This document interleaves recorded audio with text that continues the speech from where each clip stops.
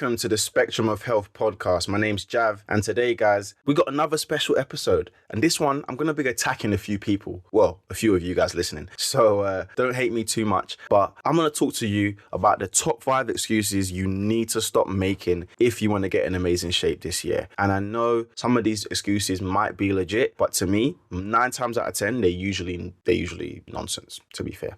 So before we get into all of that, please like, share, subscribe. If you're on YouTube, hit the subscribe button and the like button. If you're on Spotify, Apple Music, drop me a rating, maybe leave a comment about some things you'd like to know more about when it comes to health, fitness, nutrition. I would love to give you guys some advice on all of those things because that's what I'm here to do. And also, if you're feeling generous and you want to support the production of this podcast and help it expand, but donate a coffee. If you can donate a coffee, I would be very, very grateful. But let's get into it. What are the top 5 excuses you need to let go of? Before I even get going, I'm going to leave a little blank space here for 5 seconds and I want you to guess what the first one's going to be. 1, 2, 3, 4, 5. Okay, if you said, I don't have time, you was correct. Bingo, that has to be the worst excuse. I don't have time. Well, don't get me wrong. You might have a kid or maybe a few kids, a partner, a busy job. You may not actually have the time. That may be correct. But I would ask you, have you actually tried to find the time? Have you done the graft and the hard work to actually try and allocate time to put towards your health? Because generally speaking, we can prioritize things and we can find time to train 9 times out of 10. And if you can't find the time, there is a great little trick that I found from a mentor of mine. It's quite simple. He used to say to me, look, this is what you need to do. For the next 3 days, I just want you to actually plot out what you did every single hour of the day. So you can use a notebook, you can use your calendar on your phone, wherever it is, and just go throughout the day, but set a reminder on your phone to repeat every hour and just and write down what you did for every hour of the day. And then see how much time you wasted, how much time you procrastinated on your phone, blah, blah, blah. And see, do you have 45 minutes that you can dedicate to exercise and maybe 15 minutes to get to and back from the gym? Is that fair? I advise you to try that little trick right there and tell me if you don't have time. Tell me if you don't have time. Okay. The next one, I don't know what to do in the gym. Man, we got Google. We got a million fitness influencers on YouTube, TikTok, Instagram. If you don't know what to do by now, what have you been doing? Have you even tried to look? You could go on my page right now and literally make a whole fitness program out of all the workouts I've given people. So not knowing what to do in the gym has to be one of the worst excuses when it comes to fitness because there's so much information. And this is the real truth about when it comes to getting in shape. Information is not the problem, it's implementation. That's why I don't really talk too much about workout program. That's why I can give away free workout programs because I know that the majority of people that download my free workout programs are not even going to implement them because most of the time people won't implement when there's no skin in the game. That's why you need to invest in something. You need to have some type of system that's going to make you feel like crap if you don't do it, basically, an accountability system. So I don't know what to do in the gym. Again, another poor excuse. And I know that it's just not true because everyone knows what to do in the gym. The information is out there if you go and search. You may not have the time, which then means you need to outsource, by the way. Spend a bit of money, get a coach, hit the link in my bio. I don't know what to eat. Okay.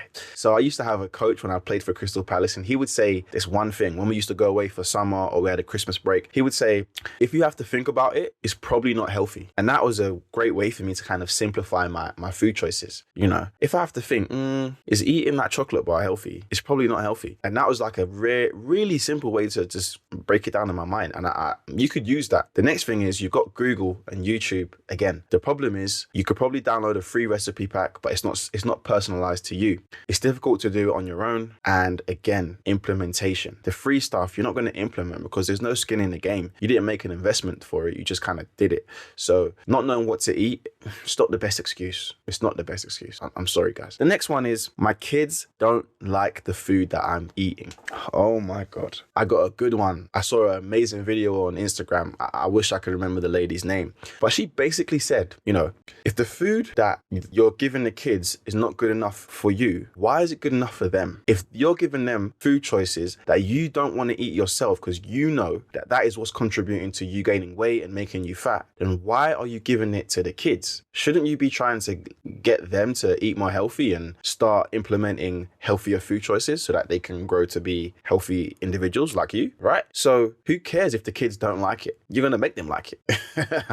I mean, when I was younger, I know times have changed. When I was little, I didn't really have much of a choice. If something was cooked, I just ate it. Obviously, I would complain, but I just ate it. 9 times out of 10, I just eat it. But if I didn't like something, I would complain, but I'd still have to eat it. There weren't really anything else getting cooked anyway, so I didn't have a choice. It's either that or starve. So this thing where the kids won't eat healthy, that's a problem that you're having, because why would you give the kids something that you wouldn't eat? What standard are you setting there? That's just the raw, honest truth. And then number 5 is my metabolism. Now, I hate to say it to you guys, but there is a lot of research that indicates that your metabolism is not as bad as you probably think. And any metabolism issues are actually quite rare. And I do have some research that I had to put in the notes here because I would have forgotten it, but it was actually quite interesting. So I'm going to read it to you real quickly. So the most interesting finding is that from age 20 to 60, okay, so that's a good 40-year gap in your life, basal metabolic rate remained absolutely rock stable when corrected for fat-free mass. Okay, and they were not different between men and women. After age 60, there was a progressive decline in basal metabolic rate, but even when corrected for losses of fat-free mass. But this decline was relatively slow at approximately 0.7% per year. So that means after 60 years old, you only lose your metabolism only declines about 0.7% per year, which really is not that long, because if the average age in the UK is 82, you're going to die in 20 years anyway. So, let's just call it a 20% decline over time. But by the time you're 70, 75, you don't really care anymore anyway. You should be fit and healthy. You can probably maintain it. So this idea that your metabolism is ruined is actually nonsense. You just need to actually start doing things that can help speed up your metabolism, i.e. building more muscle mass, doing more exercise, general activity. So your NEAT, non-exercise activity thermogenesis. How many steps are you doing? What's your activity like throughout the day? Are you sat down all day? Those small things just, can help boost your metabolism. Are you eating more protein? Again, you have the thermic effect of food. You should be eating more protein. So this idea that my metabolism is broken, unfortunately, it's not actually true for majority of individuals. I'm not saying everybody, but majority of individuals, your metabolism isn't broken. Okay, so that's it. Top 5 excuses you need to let go. Okay, and let's go through them real quick on this list. I know I've been looking at the screen a little bit, but sometimes I forget. But I don't have time. Bullshit excuse. I don't know what to do in the gym. Bullshit excuse. I don't know what to eat. Bullshit excuse. My kids don't like the food.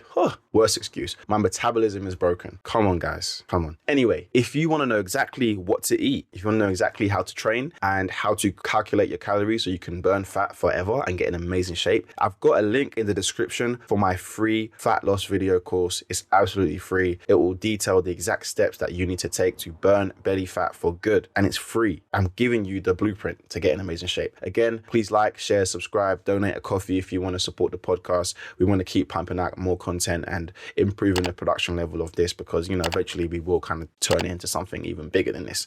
So I'm excited. I want to see some amazing results. And yeah, man, the Spectrum of Health podcast. It's Jav, International Online Health and Fitness Coach. I'm out. Peace.